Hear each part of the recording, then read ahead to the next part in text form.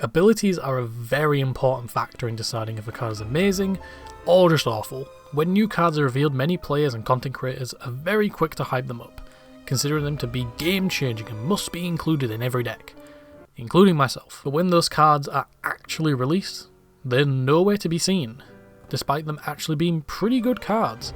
And one of those inevitable castaways will be Flutter from Temporal Forces. Its ability reads, as long as this Pokemon is in the active spot, your opponent's active Pokemon has no abilities. On the surface, this seems like a decent ability, considering there are some Pokemon in the format that can only use their ability when they are in the active spot. However, that's where this card's potential instantly falls apart, because there are even more cards in the format that don't need to be in the active spot to use their ability. Plus, this card is very easy to remove from the field with cards such as Boss's Orders, Escape Rope if it's reprinted, Counter Catcher, and even Prime Catcher coming in the same set. Or you could just attack it, it only has 90 HP. In fact, this card already has a better version of itself, which was printed in Scarlet and Violet, and even that card saw very little play. Klefki. Its ability reads, as long as this Pokemon is in the active spot, basic Pokemon in play, yours and your opponent's, have no abilities. It does the exact same thing as Fluttermane, except removing all abilities of basic Pokemon, including your own.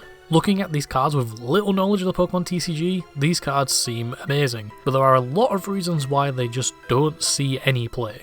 The main one being, they have to be in the active spot. We have had ability locking Pokemon before, like with Garbodor in the Black and White and X and Y format, but the reason why that card was so good is because you didn't have to have it in the active spot, you just had to have a tool card attached to it. These cards are more a detriment to yourself than your opponent. Sure, they could be used to buy you some time if you're struggling to set up, but afterwards they're taking up bench space and are easy targets to knock out. Plus, you are giving up your active spot instead of promoting an attacker or something that at least has higher HP. Not only that, but your opponent could just leave it in the active and choose not to knock it out, meaning that now you have to waste a card just to remove it, considering that they don't have free retreat. And in the case of Klefki, it locks out all abilities, yours and your opponent's. So now if you want to play the game and use your abilities, you need to move it out of the active spot. Another reason why these cards don't and won't see play is because with Fluttermane, most abilities can trigger from the bench, with only a couple of exceptions, and with Klefki, most decks' strongest abilities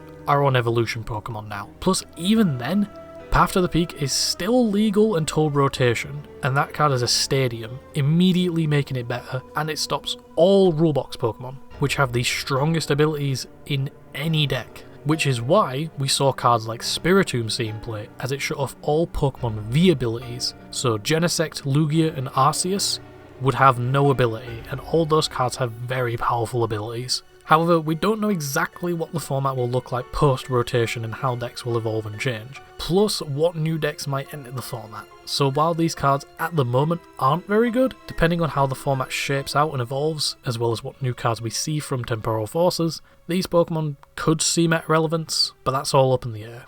But hey, at least Fluttermane has a cool full art rare.